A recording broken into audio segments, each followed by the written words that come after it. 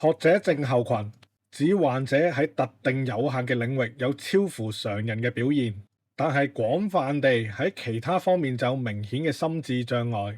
學者症候群常見於自閉症、阿斯伯格症候群或者腦傷患者身上。等陣翻嚟再講。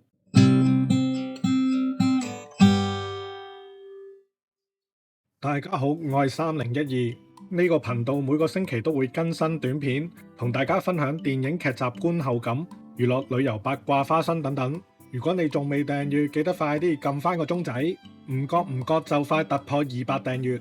除咗訂閱，記得俾 like 讚好，多謝大家支持。今日要同大家講嘅電影觀後感係《暗算2》，由 Ben Affleck 飾演學者症候群殺手。第一集係2016年上映，口碑非常唔錯。事隔9年拍第二集，唔知可唔可以打破第二集多數出事嘅厄運？但結果係點都好，如果你未睇過第一集，就99.9% 失去一半嘅觀影樂趣啦。再講落去就涉及劇透，如果你未睇套戲又介意的話，就入場睇完戲再翻嚟聽我講落去。如果你已經睇咗套戲又唔介意，我就開始講故事大綱啦。今次就講到上集不打不相識嘅 Wei King 轉型做私家偵探，為咗追查一單失蹤案而被謀殺。透過死亡訊息拜託喺今集榮升做美國財政部副局長嘅 Maribeth 聯絡 Chris 出嚟追查事件，而 Chris 就聯絡翻失聯9年嘅細佬 Buzz， 三個一齊追查 Wei King 背後死亡嘅真相同解決失蹤案，而故事發展就由你自己睇啦。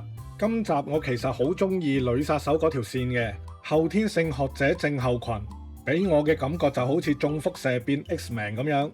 女殺手嘅背景都好有呢個超英嘅味道啊！意外獲得超乎常人嘅學習能力兼失憶，諗落都有啲似 Captain Marvel。比較可惜嘅係呢，導演冇喺佢呢條故事線入邊深掘，冇俾機會呢個女殺手同Ben Affleck 飾演嘅 Chris 有太多嘅交流，而係選擇咗加深Chris 兩兄弟嘅感情線。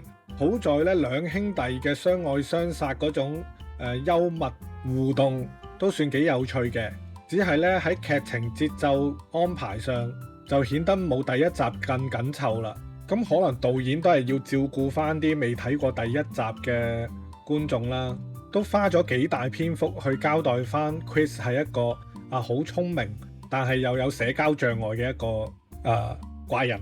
例如講佢點樣戰勝 dating app 嘅演算法啊，又喺稅務入邊好輕易咁樣追查到披薩佬有洗黑錢嘅嫌疑，然後點樣好快咁樣理順翻失蹤案嘅線索。呢啲位係幾突顯到 Chris 嘅聰明嘅，但係導演又好想介紹佢個細佬，又要講一啲關於佢細佬啲怪癖，節奏就開始忽快忽慢啦。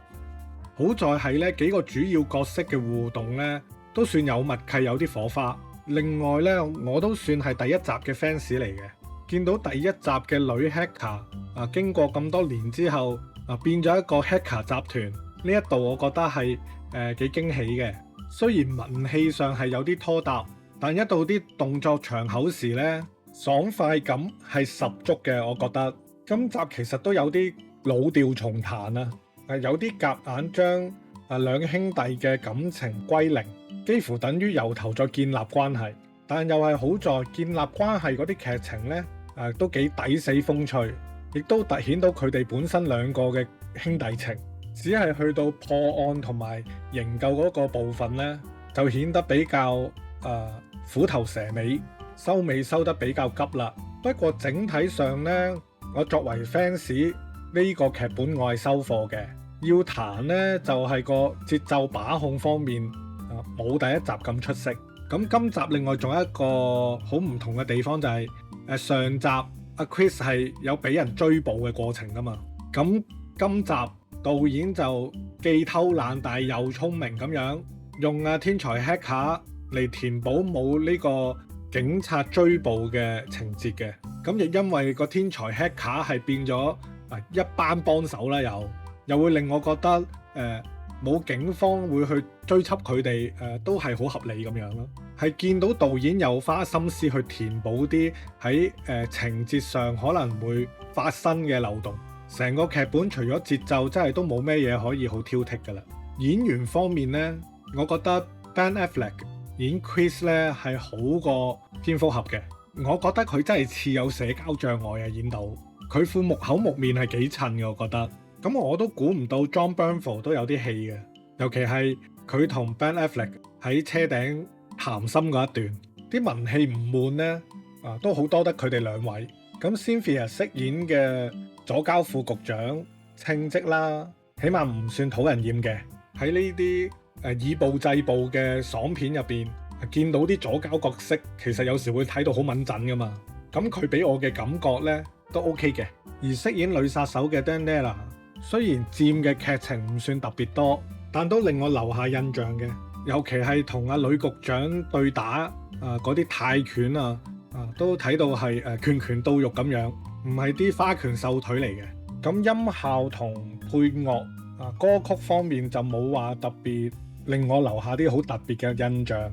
槍戰動作場面就同上集一樣啦，都係好爽咁同埋嗰啲動作場面就突出到兩兄弟嘅默契，係幾好睇嘅。總括嚟講，今次劇情就係偏多咗文戲，係有影響咗呢套第一集俾人嘅爽劇印象，就會覺得今集有少少拖慢咗節奏。但其實整體嚟講呢，都係處理得唔錯嘅，只係劇本嘅平衡感呢冇第一集咁好。如果有睇第一集嘅人，應該都會 enjoy 第二集。咁未睇過第一集嘅人呢，我就建議去睇咗第一集先啦。都係，如果唔係，真係會少咗好多好多彩蛋樂趣㗎。今日要講嘅就係咁多啦。如果仲未訂閱嘅，記得快啲訂閱撳鐘仔，同埋記得幫手俾翻個 like 讚好，同我一齊戰勝演算法。多謝大家嘅支持，希望訂閱數可以好快咁樣突破500，突破1000，等我有更多嘅動力製作更多嘅影評短片。多謝大家嘅支持，我係3012，下條片見，拜拜。